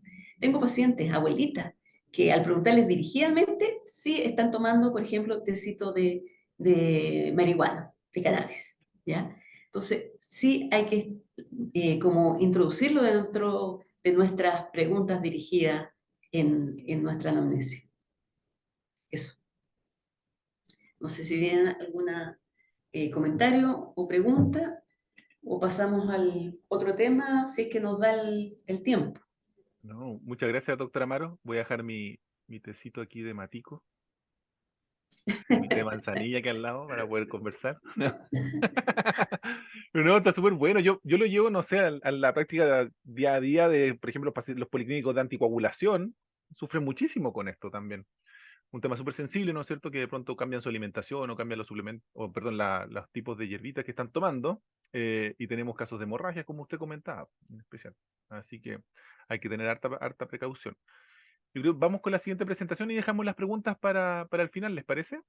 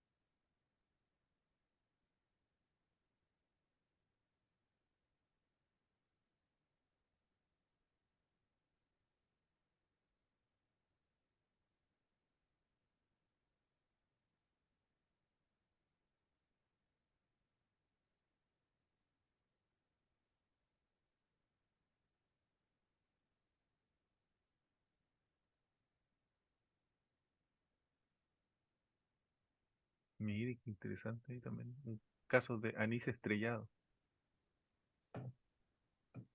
Ahí lo podemos comentar después cuando terminemos. Bien, doctor Sid, muchas gracias por conversarnos ahora la presentación, así que le doy el paso. Ya, gracias. Buenos días.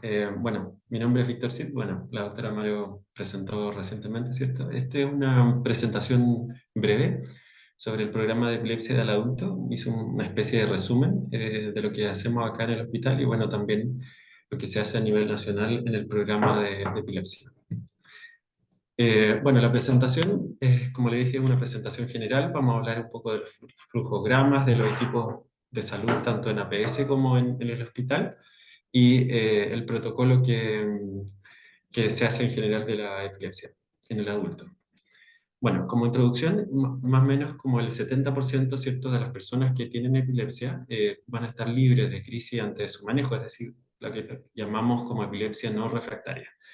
Y desde el 2005 las personas con epilepsia obtienen este beneficio del GES, ¿cierto?, de esta ley, que tiene estos principios básicos, ¿cierto?, de equidad, calidad, acceso y oportunidad. En el adulto, ¿cierto?, la epilepsia refractaria está cubierta desde los 15 años y más. Como primer concepto, ¿cierto? Hay que saber el concepto de epilepsia refractaria para un poco diferenciar, ¿cierto?, a los pacientes que tienen este problema. La epilepsia refractaria es la falta de respuesta, ¿cierto?, a dos esquemas de fármaco anticrisis, ya sean en conjunto o bien que sean en el tiempo, en monoterapia, digamos, que se hayan usado dos fármacos, adecuado al tipo de crisis y al tipo de epilepsia que tiene el paciente. Entonces, ese concepto es importante para un poco diferenciarlo, ¿cierto?, del grupo de pacientes del GES. En cuanto a la epilepsia refractaria, es cierto, hay ciertos errores que se pueden cometer en catalogar, ¿cierto?, a un paciente de epilepsia refractaria, tanto por diagnósticos diferenciales como cuando el paciente es epiléptico. A la izquierda, ¿cierto?, los diagnósticos diferenciales más frecuentes, bueno, un síncope, ¿cierto?, las crisis psicógenas, trastornos del movimiento o trastornos del sueño. Y cuando el paciente es epiléptico, bueno, hay varias cosas, pero uno de lo que compartió la doctora recientemente, por ejemplo, el estilo de vida, se encuentra el sueño, las drogas, el consumo de hierbas, ¿cierto?, que podrían interactuar con los fármacos que está tomando el paciente. O bien que las dosis sean subterapéuticas, ¿cierto? En eso ayudará, por ejemplo, a los niveles plasmáticos del antiepiléptico. El uso inapropiado de ciertos fármacos para un tipo de crisis o un tipo de epilepsia, ¿cierto? La mala adherencia, ¿cierto? Que también eso es un factor importante en el control de las crisis. Entonces, este es un esquema, ¿cierto? La epilepsia no refractaria, ¿cierto? Está en el GES en personas de 15 años y más. Y, ¿cierto? Este es un esquema, ¿cierto? Del mensal en el sistema FONASA, donde vemos que el ingreso de los pacientes, la mayoría de los ingresos o de las derivaciones son vía CEFAM o consultorio, ¿cierto? O bien por urgencia. Esos son la mayoría de los casos que ingresan al sistema GES de epilepsia. Y está cubierto en el GES tanto los fármacos como los exámenes. Ahí vamos a ver qué exámenes está cubierto eh, por el GES de la epilepsia. Bueno, este es el sistema ISAPRE, que también está incluido, ¿cierto? En centro médico privado o en clínica privada, inicialmente la sospecha, o también de urgencia. El tiempo máximo, ¿cierto?, de espera desde que el paciente es visto por el especialista son 60 días, 2 meses, y el inicio del tratamiento deberá estar en la primera semana, 7 días. Bueno, este es un flujograma que configuramos con la doctora desde la atención primaria. Entonces, lo primero es saber cuándo sospechamos epilepsia, ¿cierto? Los criterios, ¿cierto?, clásicos que definimos para epilepsia son 2 crisis no provocadas separadas por 24 horas, ¿cierto? O bien una crisis más un factor de riesgo que le aumente el riesgo de recurrencia de forma significativa o un síndrome epiléptico. Y bueno, si el paciente está estable, podemos derivarlo, ¿cierto?, al policlínico de neurología. O bien si las crisis son muy frecuentes, la última crisis es frecuente, o bien el paciente está en un estado epiléptico, ¿cierto?, lo correcto es derivarlo a la urgencia. En el caso de que sea una primoconvulsión, en este caso en nuestro hospital se deriva al policlínico con prioridad para evaluarlo, o bien muchas veces el paciente se hospitaliza. Eso es lo que ocurre aquí en el hospital. Y yéndonos al otro extremo, ¿cierto?, del diagrama, cuando el paciente es derivado policlínico, bueno, podemos adelantar el estudio, ¿cierto?, pidiéndole exámenes, que eso se puede hacer en atención primaria, pidiéndoles básicamente exámenes generales, un hemograma, función renal, electrolitos, función hepática, ¿cierto?, que nos permiten un poco adelantar un poco el estudio de sus crisis y para eventualmente el fármaco que pudiéramos usar. También eso ayuda. Y en nuestro caso también consideramos que el médico general podría iniciar el tratamiento epiléptico solo, por ejemplo, si las crisis epilépticas son muy frecuentes o el lugar geográfico de aquí, de esta región, es muy alejado, por ejemplo, como ocurre perdón, en Puerto Williams, por ejemplo, o en lugares apartados, rurales, en que no hay especialistas cercanos, apoyado por telemedicina. Bueno, ¿cuál es el papel del médico en APS? Lo primero es la sospecha diagnóstica, ¿cierto?, de la epilepsia. Segundo, por ejemplo, derivar a urgencias y en los casos que ya vimos, derivar, ¿cierto?, a los casos estables al policlínico, ¿cierto?, de neurología, y podría iniciar, ¿cierto?, los fármacos anticrisis si las crisis son muy frecuentes o el lugar apartado, como ya dijimos recientemente. Y cuando el paciente está estable de la epilepsia, lo ideal es que los controlen anualmente, haciendo 3 cosas principales. Uno es vigilar las reacciones adversas al medicamento, ver la frecuencia de crisis y su adherencia. Y en el examen lo que hay que buscar principalmente, pensando en lo mismo, ¿cierto?, el examen de la piel, ¿cierto?, porque hay algunas reacciones adversas que pueden ser graves de algunos antiepilépticos. Y bueno, del examen neurológico, bueno, completo, ¿cierto?, pero fijándose en algunas cosas importantes de movimientos anormales, por ejemplo, temblor, si es muy importante, sobre todo con ácido valproico, por ejemplo. Y controlarlo, ¿cierto?, anualmente con exámenes generales, hemograma, función renal y hepática. El papel de la enfermera, también quisimos recalcarlo porque ayuda mucho, ¿cierto?, en la educación sobre el autocuidado de las personas con epilepsia, reforzando su adherencia, ¿cierto?, fomentando conductas saludables y preguntando sobre todo, por ejemplo, bueno, junto con el médico, si es que toma otras cosas, drogas, hierbas que pudieran influir, ¿cierto?, en la respuesta al tratamiento. También investigar sobre las redes de apoyos que tiene el paciente con epilepsia, ¿cierto?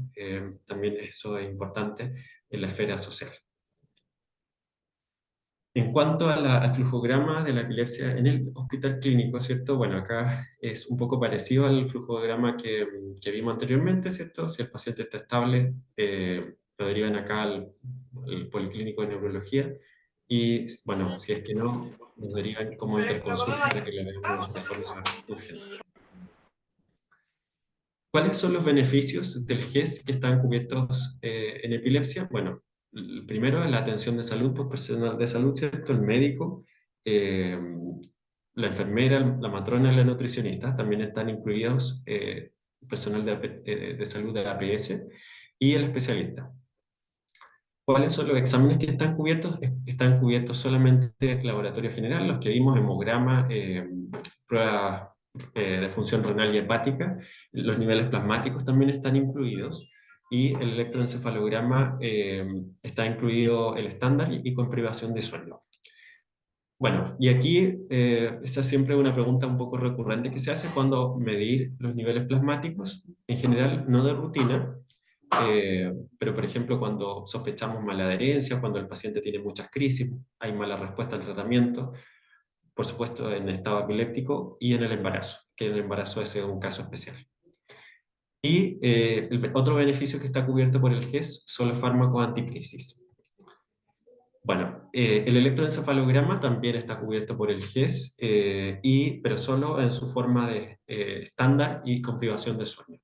No están incluidos en el GES las neuroimágenes, tanto la tomografía como la resonancia, por eso es que el tiempo de espera para esos exámenes es mayor, dependiendo también de la realidad local de cada región. Y un desafío en el hospital es que no contamos aún con monitorización continua de electroencefalografía en UPC, la unidad de cuidado intensivo, pero se está desarrollando. En cuanto a la canasta GES de los fármacos, aquí a la izquierda en verde tenemos los fármacos que están cubiertos por el GES, ¿cierto? Y otros que no están cubiertos por el GES, pero aquí en el hospital clínico sí están disponibles, como el clobazam, por ejemplo, y la lacosamida. Aquí hay una tabla, resumen, que muestra los fármacos que están cubiertos por el GES, donde vemos ciertos del fenobarbital hasta el levetiracetam, y sus presentaciones. Las que están en negrita o más marcadas, ¿cierto? Son las que están cubiertos por el GES. No todos están cubiertos, como vemos. En el caso del ácido valproico y la carbamazepina también están cubiertos las de liberación prolongada. Vemos más a la derecha, ¿cierto? La posología, ¿cierto? Con las dosis mínimas y máximas en adultos y las reacciones adversas más importantes de cada uno, ¿ya? Aquí recalcando, ¿cierto? Algunos que pueden ser graves, por ejemplo, todos en general pueden tener reacciones cutáneas graves, pero la amotrigina es una de las que más se asocia a cierto eritema multiforme, ya sea como NET o Steven Johnson. Entonces, por eso es muy importante examinar la piel de los pacientes y educarlos en eso si es que ven alguna alergia cutánea. Y los fármacos anticrisis que no están cubiertos por el GES, también los puse, ¿cierto? Aquí hacia superior están los fármacos orales, ¿ya? Clobazam, topiramate, la copsamida, que sí están acá en el hospital, también con su presentación y sus dosis, sus reacciones adversas más importantes. Y hacia inferior, los fármacos anticrisis que tenemos disponibles intravenosos, que por supuesto nos ayuda en el control del estatus, fenitoína, ácido valproico y levetiracetam. También con sus presentaciones, sus posologías y reacciones adversas más importantes, que nos pareció importante como resumen mostrarlo. Y bueno, en cuanto a las reacciones adversas a los fármacos, hay básicamente dos tipos, unas que son dependientes de la dosis y otras que son idiosincráticas, ya y esos son graves. ¿Ya? Uno de ellos, como dije anteriormente, es el eritema multiforme, que en realidad lo puede causar cualquier fármaco anticrisis, pero hay unos que tienen mayor riesgo, como la motrigina y carbamazepina. Entonces, por eso es importante en el control, ya sea de nosotros, ¿cierto? Y de los personal de salud de APS, del CEFAM, que puedan controlar, ¿cierto? Estas cosas. El examen de la piel, ¿cierto? El examen neurológico, como vimos en general, para la pesquisa de estas reacciones adversas. Bueno, ya terminando la presentación, ¿cierto? Como sabemos, el control de las crisis, más o menos como el 60-70% de los pacientes epilépticos van a ser controlados con el primer medicamento, o sea, con monoterapia. Con el segundo fármaco anticrisis, menos del 10%, y ya cuando hemos pasado 2 o más ciertos fármacos anticrisis, como dijimos al principio de la presentación, hablaremos de epilepsia refractaria. Bueno, este es un esquema resumen de los mecanismos de acción de los antiepilépticos. Bueno, el grupo más grande, ¿cierto? Como vemos, son los bloqueadores de canales de sodio voltaje dependiente, donde el clásico ejemplo, ¿cierto?, es la fenitoína, pero hay otros más, y otros más nuevos que, por ejemplo, la motrigina, la cosamida. Y bueno, aquí hay inhibidores de otros canales también a nivel presináptico, el levetiracetam con su acción en el receptor SV2A, ¿cierto? Y los otros que tienen a nivel su acción postsináptica, destacando, por ejemplo, el clásico ejemplo GABA, ¿ya? Y bueno, en resumen, ¿cómo escoger un fármaco anticrisis? La verdad es que hay muchos elementos para poner en la balanza, ¿cierto?, de cuándo escoger un fármaco anticrisis, pero aquí básicamente compartimos 4 principios que nos parecieron relevantes. Uno es el tipo de crisis y el tipo de epilepsia, las comorbilidades del paciente, sobre todo, por ejemplo, si tiene insuficiencia renal, insuficiencia hepática, y la metabolización principal del fármaco, ¿ya? Eso también es importante. Las preferencias del tratante, ¿cierto? Su experiencia y del paciente mismo, las preferencias del paciente y el acceso que se tiene a ese fármaco también es importante. Y en cuarto lugar, el riesgo de teratogenicidad en una mujer, sobre todo en edad reproductiva. Esos 4 principios son muy importantes para escoger el fármaco. Y con respecto a lo primero, el tipo de crisis y el tipo de epilepsia, el clásico ejemplo es que los bloqueadores de canales de sodio voltaje dependiente pueden empeorar ciertas crisis en epilepsias especialmente generalizadas, mioclónicas principalmente. El clásico ejemplo es la epilepsia mioclónica juvenil, que puede empeorar, ¿cierto?, con el uso de estos fármacos. Y siempre se debe priorizar, ojalá, la monoterapia, ese es el principio. Y si es que son necesarios agregar nuevos fármacos, siempre adicionarlos con distintos mecanismos de acción, porque así aumenta la eficacia y disminuye el riesgo que tengamos reacciones adversas a los medicamentos. Bueno, y este es un esquema que también ayuda a escoger el fármaco anticrisis según el tipo de crisis que tiene el paciente, ya sea como primera línea, segunda línea o tercera línea. Por ejemplo, si tenemos crisis de ausencia, el primer grupo es el ácido valproico, la etosuximida, y así podemos ir ayudándonos también con los otros principios que compartimos anteriormente. Esta tabla muestra el riesgo de heterogenicidad de los distintos fármacos anticrisis y vemos que la primera opción o las más seguras es el uso del levetiracetam y la motrigina. Esos son los que tienen menor riesgo, incluso el riesgo es equiparable al de la población no epiléptica, de tener malformaciones fetales. Pero otros tienen mucho riesgo y el que tiene más riesgo es ácido valproico, pero es dosis dependiente. Es decir, si la mujer usa dosis baja de ácido valproico, su riesgo va a ser menor que si usa mayor dosis. Y bueno, finalmente las prestaciones en epilepsia que se hacen en los distintos hospitales, ¿cierto?, de Chile, pero que no son no GES. Por un lado, en vez de, ¿cierto?, los fármacos no GES, pero que están disponibles en general, bueno, dependiendo de la realidad local, el clobazam, ¿cierto?, el topiramato y la lacosamida y otros. Y hacia la derecha también la cirugía en especial en epilepsia refractaria, pero esto se deriva desde la atención secundaria, ¿ya? Y en el caso del Hospital Clínico aquí de Magallanes se deriva hacia el Hospital Sotero del Río, y en el resto de Chile al Hospital Sotero del Río o bien al INCA. Eso era la presentación que queríamos compartir. Súper ordenado, Víctor, muy, muy bien, ¿eh? Muchas gracias por recalcar estos conceptos en especial para atención primaria y tanto secundaria y terciaria, ¿eh? Yo creo que abarca toda la red de derivación y también más o menos el arsenal que contamos actualmente. ¿Mm? ¿Dudas, preguntas que tengan? Creo que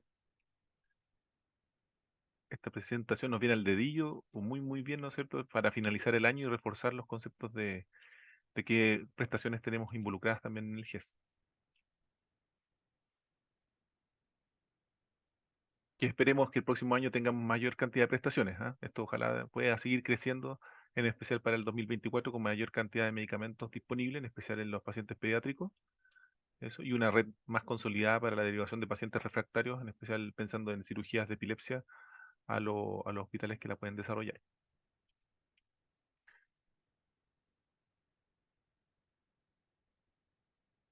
Aprovecho de preguntar, entonces, para la región, en el sector de Magallanes, más o menos aproximadamente cuántos pacientes tienen con epilepsia, más o menos tienen un catastro, un aproximado general, así nada más.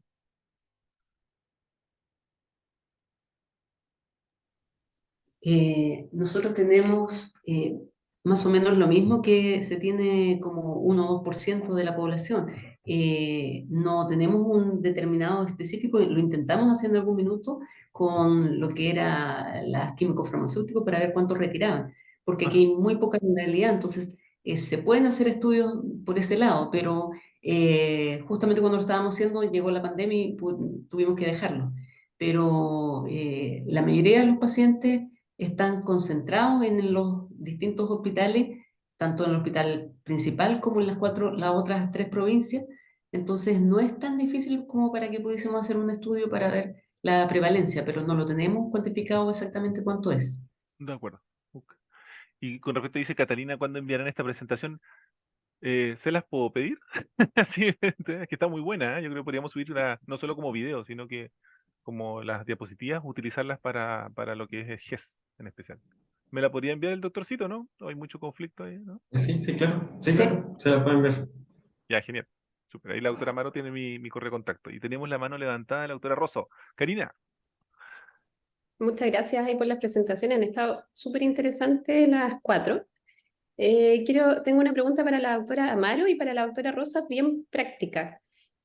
Algunas veces el uso de algunas hierbas o medicina complementaria en general igual tiene un efecto placebo y yo creo que tiene un efecto, quizás los pacientes, papás se quedan más tranquilos y en el fondo de que están usando nuevas estrategias, quizás están más calmados, hay algunas veces que con esta los niños también mejoran la conducta.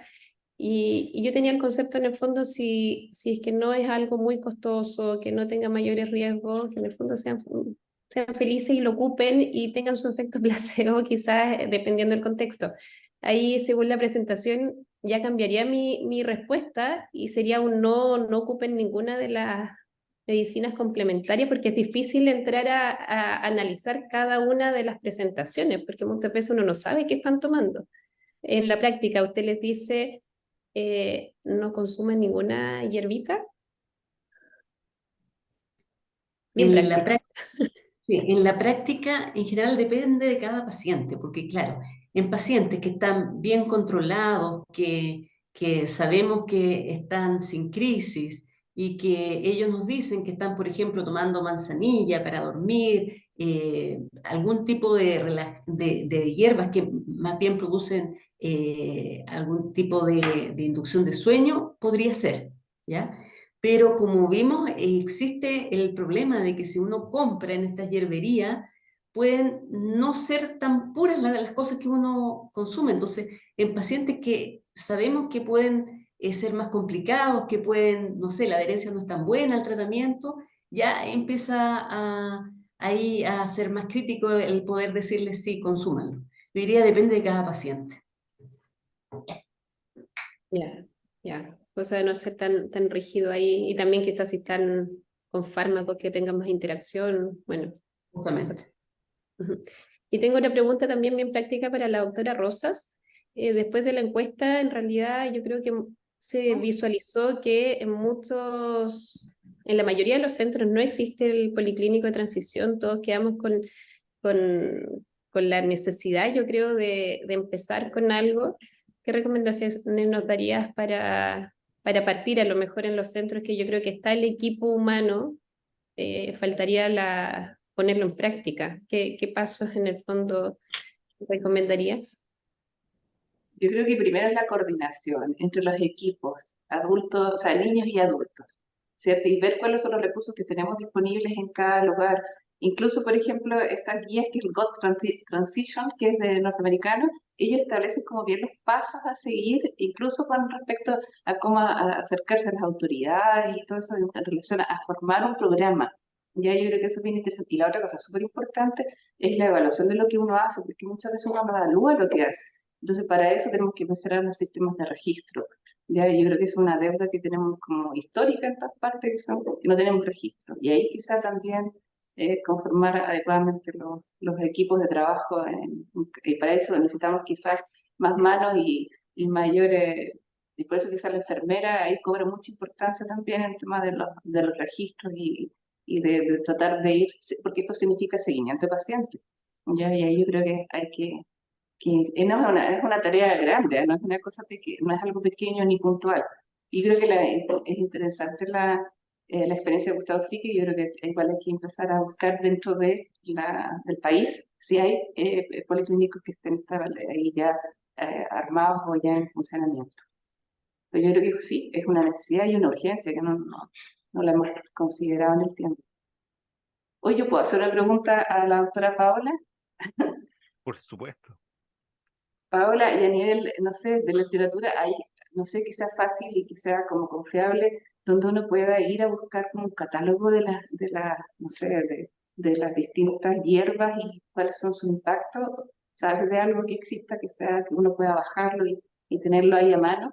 Porque ahora voy a empezar a anotar las hierbas que me dicen los pacientes, porque ellos me traen las cosas y yo le digo, ay, no tengo idea. Y eso es lo que respondo. Entonces quizá la hora lo voy a empezar a anotar. Sí, sí, es bueno. Cuando uno ve que el paciente, por ejemplo, está teniendo crisis, es bueno anotar y que las traigan. Yo me acuerdo en la Católica también tuvimos un paciente que tomaba medicamentos que también los compraba así en una farmacia natural y lo analizamos porque el paciente ingresó con compromiso de conciencia y convulsiones y tenía distintos componentes. Tenía hormona tiroides, tenía barbitúrico, entonces de repente es complejo eso. Ahora, de lo que estuve revisando yo, hay una publicación que de hecho yo la puse ahí en una fotito chiquitita en una de las diapositivas, que es nacional, que mostraba, decía, 135 hierbas, me parece, que es una buena recopilación hecha aquí en Chile, donde sí muestra específicamente si tiene estudio o solamente su uso es por la tradición.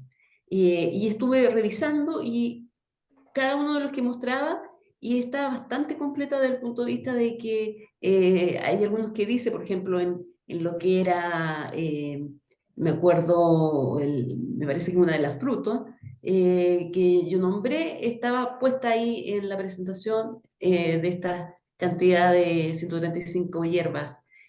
Así que hay en la misma web, hay publicaciones que son adecuadas. Ahora, que puedan mostrar, son muchas, son demasiadas. Yo en realidad como que partí, dije, más o menos esto cómo va a ser simplecito y la cantidad que hay es enorme, sobre todo en esta época de globalidad actual, donde ya la medicina china, la medicina india, la medicina, todas se están complementando y están introduciendo sus distintas hierbas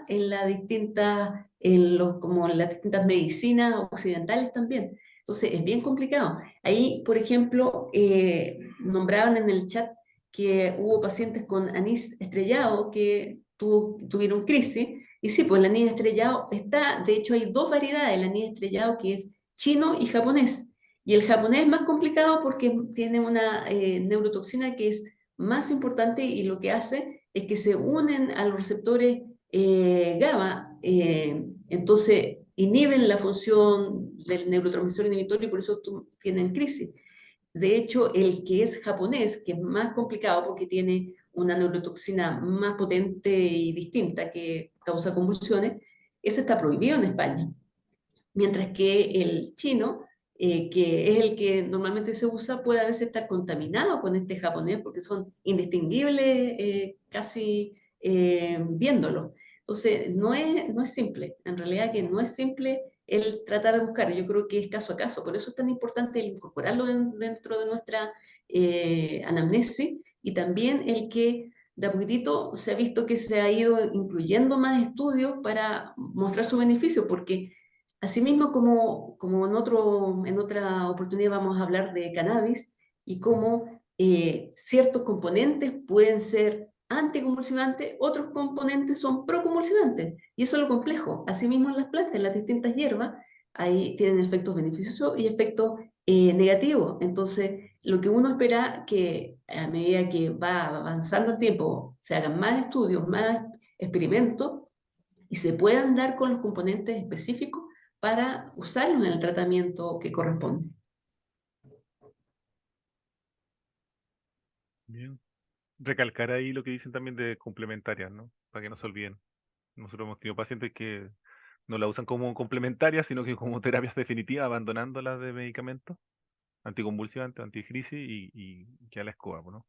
Hemos recibido estados epilépticos por lo mismo. Yo recuerdo claramente un paciente del doctor Godoy que con su polola, nueva polola, que la quiso tratar con flores de Bach, simplemente se trató con flores de Bach y abandonó los 3 antiepilépticos que usaba y llegó en estado epiléptico y fue muy difícil manejo, ¿no? Esos casos existen en verdad.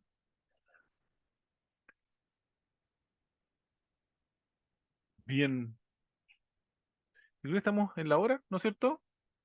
Muy buenas las presentaciones, 4 muy buenas, así que las vamos a subir prontamente a la página del Ministerio de Salud. Y como siempre, agradecer siempre a todos los asistentes, siempre superamos más de 100 o más de 120 equipos conectados todas las sesiones, así que eso también es muy rico para nosotros y tratamos de hacer educación en epilepsia en todas las áreas, ¿ya? Tanto sea para atención primaria, secundaria, preguntas frecuentes que tengan los pacientes. Y eso para nosotros también es motivo de orgullo, ¿ah? Ser siempre uno de los programas que más sintonía tiene dentro del ministerio, también es muy bueno. Dejarles como mensaje, también ustedes pueden hacernos preguntas, pueden hacer solicitudes de presentaciones. Con la doctora Rosso siempre estamos pensando más o menos qué mostrarles mes a mes. Y si ustedes quieren alguna cosa en particular, bueno, bienvenido, ¿ah? Nos pueden avisar, ustedes tienen nuestros vías de contacto para poder elegir a los expositores y todo. Bien, que tengan un bonito día a todos en todas las regiones. Muchas gracias por conectarse siempre. Que estén bien, Muchas cuídense. gracias. Ujú, Bien. Chao, muchas gracias. ujú. Chao, chao.